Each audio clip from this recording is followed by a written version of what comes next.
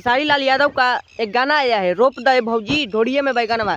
कितना अश्लील हो गए हैं भोजपुरी इंडस्ट्री के सिंगर कि अब ढोड़िए में बैगन रोपने की बात कर रहे हैं।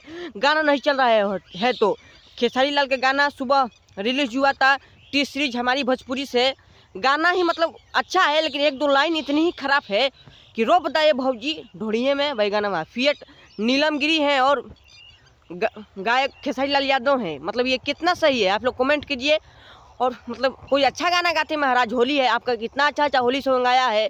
अब डायरेक्ट अब बैगन पे ढोड़िए में आप बैगन बोल, ढोड़ी में कैसे बैगन होगा ये बताइए ना। ढोड़ी में बैगन बोते हैं तो खेतियों की जगह नहीं तो चिकन माल बा, जब बैगन ना हुई।